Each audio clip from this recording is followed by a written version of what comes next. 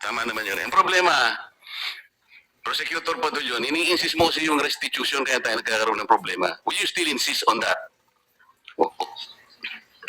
Sir, we never mentioned that restitution is a condition. Ulit-ulit po namin sinasabi yun, Mr. Chair, na hindi po siya kondisyon para ang isang tao ay matanggap o makonsidera bilang isang witness under the Witness Protection Tapos na Act. tayo dyan. Tapos na tayo dyan. Kaya nga po, sinasabi ko po kayo na hindi ko po namin sinasabi. Wala po kami sinasabi na restitution is a condition. So I'm not insisting on it, sir. Hindi mo sinasabi ngayon, but when you were talking about a memorandum, yun ang sinasabi mo there, pwede namin ilagay yung restitution because it is a matter of good public policy. Ano naman klaseng, kaya nga nahihirapan sila eh. Yung Diskaya, to my mind, were the first to apply under the Witness Protection Program. Ang problema, ang sabi ng then Secretary of Justice, now Ombudsman, ay hindi naman basta-basta ganun. Kinakailangan isaulin ninyo yung ininakaw niya.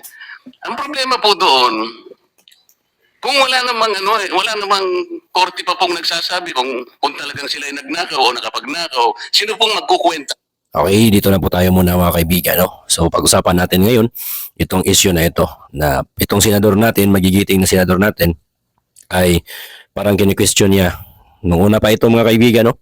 Kini-question niya kung bakit nga ba hindi nakakapasok sa Witness Protection Program itong kanyang tauhan na si Diskaya mga kaibigan. Sabihin na lang natin na tauhan dahil makikita naman natin na nagagalit siya dahil yung hindi nakapasok sa Witness Protection Program itong kanyang kaibigan na si Diskaya. So makikita natin mga kaibigan kung i-question niya itong gobyerno natin, itong DOJ at saka Ombudsman, bakit nga ba pinabalik yung mga ninakaw bago makapasok sa Witness Protection Program. Sabi niya, hindi pa nga convict yan. So oo nga mga kaibigan, hindi pa nga convict yan. Pero paano ka makakapasok sa Witness Protection Program pag hindi ka umamin sa katotohanan? So dapat aminin mo muna, tapos magturo ka para makapasok ka sa Witness Protection Program at ikaw maabsuelto sa kasong kinakaharap mo. At make sure mga kaibigan, isa sa mga pamaraan na makakapasa ka sa Witness Protection Program ay hindi ikaw ang principal na akusado sa kaso na yan. So yan, pwede po yan mga kaibigan. So kaso nga dito sa kasong ito, sa flood control project, isa si Diskaya sa pinakamataas na mga tao na kailangan talagang managot, makasuhan at hindi maging scapegoat at hindi maging escape plan itong Witness Protection Program para hindi sila makukulong. So ngayon mga kaibigan, ito yung kinagagalit ni Senador Marcolita na wala daw yan sa batas. Oo nga, wala sa batas. Pero sa ginagawa ng Ombudsman at saka DOJ, so makikita na yan, kahit wala sa batas, ay benepisyo pa din yan ng bayan dahil isinasauli ang bilyon-bilyong pera na ninakaw sa mga magnanakaw, mga kontratista at saka mga politician na yan mga kaibigan. So mag-comment naman kayo kung ano yung sa loobin nyo at pakinggan pa natin ang mga sinasabi nito mga kaibigan, ang kanilang debate.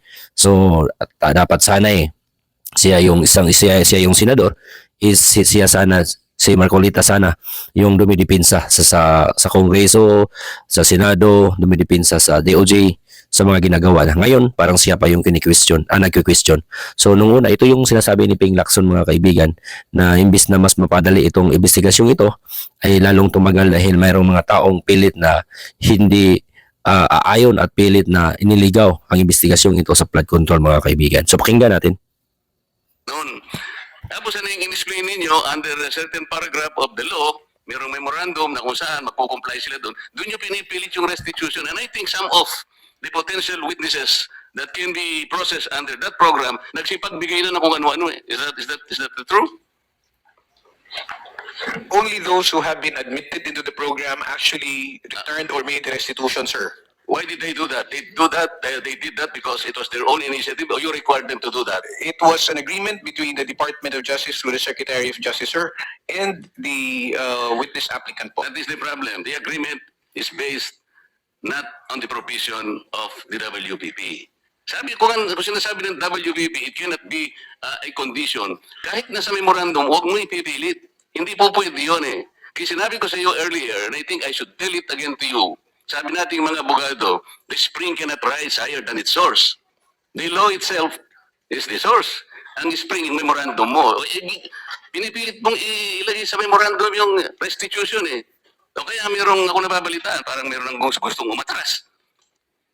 Magkano ibibigay? At kanino ibibigay? Sino mag-account nun? Eh, sino nagsabi noon kung mangongolekta kayo sa DOJ? Eh, di ba abuse of discretion yun, Mr. Padulyon? No, it is not, sir. What is it? It is not abuse of discretion of What the is it? parties. If I may be allowed to answer, Yes, sir. what is it? Yes, sir. If the parties both agree to the terms and conditions contained in the memorandum of But you agreement, cannot there is no impose an abuse. agreement. You cannot impose an agreement which is not required by the law, especially if you will put restitution there. How can you do that? Mr. Chairman, sir, yung restitution po, yung memorandum of agreement is a product of an agreement between both the Secretary of Justice representing the DOJ and the WPP and the witness applicant. Wala pong abuse doon kung pareho po sila nagkasundo. Paulit-ulit na po namin sinasabi na ito tayo, naghahanap tayo, naghahabol tayo doon sa mga taong nangurakot, tapos itong mga tao na umamin at handang magsoli, ayaw nating tanggapin yung kanilang sinusoli. Ano ho ang nakikitang mali doon? Para po sa amin, para ho maibsan kahit papano yung sakit at pagdurusa ng ating mga kababayan na nakikita nila na napakalaking pera ang nawala. Ano ho ba yung maibalik natin yung kaunti? And remember, Mr. Chair, if I may... Do not preach to the choir. No, I'm not preaching. Sandali lang. Ang pinag-uusapan natin, these people are supposed to be potential witnesses for the state. Kailangan tulungan natin ang Estado para ma-prosecute kung sino-sino ang dapat managot. Kaya nga natin sila ilalagdag. Mahirap ang gagawin nila. Malalagay sa alangin ang buhay nila. Kaya nga yung witness protection is for them. Sa title na title lang makikita mo, witness protection in interest para sa kanila yon. So yung memorandum of agreement, ayun ay dahilan lamang para masiguro mo na sila makikipag-cooperate. Kasi kahit na sila na-approve under the witness protection program, but they will not cooperate based on the memorandum, pwede mo siyang i-discharge eh. Alam mo, the court can still do that. At saka yung final approval ng witness, state witness, nasa court yun eh. Huwag mong kukunin yun eh. Kaso, isinasama ninyo yung restitution. That is the problem. And I will object to that. Palaging mali yun eh. E paano yung kay Diskaya? Pinipilit ninyo na mag-restitute. Sabi niya, ewan ko kung pinag-usapan ninyo. What did they tell you, Mr. Diskaya? Your Honor, kung magkano pang i-restitute po muna namin. Oh, ano sabi nila? Magkano daw? Ako po, hindi ko po masabi kung magkano po. Kasi para sa akin po, parang kami po ang nanakawan. Parang ibig sabihin, parang modern day na pagnanakaw. Ibig sabihin, yung nakaw pa, siya pa magbibigay ng pera dun sa ninakawan niya. Parang ganun po. Eh, sabi niya kanina, it's the agreement between the applicant and the DOJ. Did you agree that you will restitute any money to the DOJ? Wala pa pang maibibigay po. At saka, Yun na nga, because wala kang maibigay, hindi ka niya ipoprocess under the witness protection program. Is that not correct? hindi ko pa alam, Your Honor, kung... Oy, Mr. Chair, paano to? Ito si Mr. Diskaya, he was the first, tsaka yung asawa niya who applied under the WPP. The problem is, ang sabi ng dating DOJ Secretary, ba hindi, kinakailangan isoli muna yung mga pinagnanakaw. Hindi po pwedeng ganun-ganun lang. Paano nga siya mapoprocess if that was dangled? Paano siya mapoprocess to begin with? May I be allowed to respond now, Mr. Chair? Thank you, sir. Sir, Mr. Chair, una, sabihin ko lamang po no, na kasinungalingan po yung sinasabi ni Mr. Diskaya na agad-agad silang sinabihan na magsoli ka. Ang pinag-uusapan po dito, bago man lang makapagsabi ng ganon, kailangan munang makita kung ano ang gusto at kayang sabihin at patunayan ni Mr. Diskaya at ni Mrs. Diskaya doon sa kanilang salaysay. Pero hindi po sila nakikipag-ugnayan sa department. Kaya hindi po sila mabigyan ng kaukulang proteksyon at hindi po ma-process yung kanilang application. So yung sinasabi po ni Mr. Diskaya, from the hearing of November 14 in the Senate Blue Ribbon Committee, there was never a chance or an opportunity that Mr. Diskaya and or counsel even approach the department despite the proddings of the chairman. Mr. Ano ba yung title mo? Mr. Prosecutor, Mr. PG na lang. Mr. PG, nung ako yung chairman pa dito, sila yung unang nag-apply.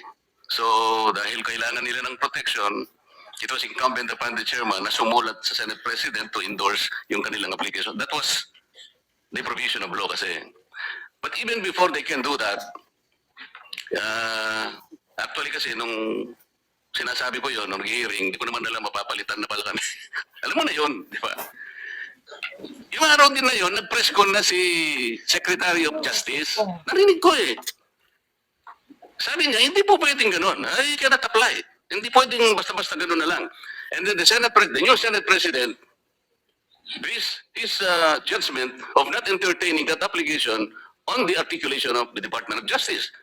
So, ang tinatanong ko nga sa inyo, Hindi siya sinungaling. Siya yung ang mismong kayo ang nagbigay na ng kondisyon kasi. Kaya sinasabi ko, if you insisted on the condition of restitution, how can Diskaya or any other persons similar to his situation even begin to apply under the WPP? If I may respond, Mr. Chair. If I may refresh the memory of the good senator, during the last hearing of November 14, 2025, that matter that you raised about the statement made by the former Secretary of Justice was already put on the side when you asked that question. And we already informed the chairman that if they wish to file their application, if they wish to be processed, they go to the Department of Justice. Binanggit po yan, nasa transcripts po yan na sinasabi niyo, sige, wala mo nang pag-uusapang restitution. But did they ever come to the department to coordinate with us? No, they did not. And let me just put it on record, sir, na hindi po ito question na kung sino ang nauna na nagsalita. Hindi po ito question kung sino yung naunang nagbanggit ng napakaraming pangalan. Kung hindi rin naman nila kaya suportahan ng ebidensya. Ayan, na-high blood na si Marcolita mga kaibigan, no? High blood na yung senador natin na talagang hindi na niya masagot, hindi na niya kayang panindigan, hindi na kaya niyang ilalagay sa witness protection program itong mga Diskaya. At yun pinagtatakan ng mga kababayan natin base sa comment section sa video na ito mga kaibigan. Bakit nga ba na parang hanggang abot talaga sa langit ang pagka-pair up nito, yung parang nilalakad na talaga na makapasok sa witness protection program. So wala daw maisauli si Diskaya dahil sinasabi nila parang sila pa yung ninakawan. So walang maisauli mga kaibigan, pero napakaraming mga sports car na multi-million ang halaga na nakatago lang sa bahay. Oo. At saka ito, parang makikita natin na parang tinatrydor yung bayan natin dahil parang pinapanigan pa nila ang isang tao na isa sa mga source ng mga pagnanakaw dahil sa flood control na yan. So makikita natin mga kaibigan na marami na talagang kumakanta, marami na talagang nagsasabi na itong si Diskaya ay involved sa lahat-lahat ng mga katiwalian, mga ghost project. Oo, involved siya po mga kaibigan. Oo nga, sinasabi na sila po ay parang ninakawan. Oo, totoo naman. Pero marami silang mga proyekto mga kaibigan na tinatawag na ghost project. So, approve naman sa DPWH kahit walang makikita ang proyekto. O yung iba, double yung project sa isang lugar. So, yan po mga kaibigan ng mga kababayan. Tayo na po ang mag-usisa. Tayo na po yung mga kababayan natin na decide kung sino talaga yung nagsasabi ng totoo. Pero para sa akin mga kaibigan, na totoo pa din yung pinaglalaban ng ilan natin ng mga senador, totoo pa din yung pinaglalaban ng ating Pangulo na ikulong itong mga korap na lingkod bayan at mga kontratista ng bayan mga kaibigan. So makikita natin ngayon, Senador Bong Revilla may warrant of arrest na galing sa Sandigang Bayan. Kung totoo ito, kung plunder case po ito mga kaibigan, so walang unbillable po itong plunder case. Talagang himas rehas itong dating senador natin, Senador Bong Revilla. So maraming salamat mga kaibigan. Don't forget to subscribe our channel. Shalom po sa inyong lahat.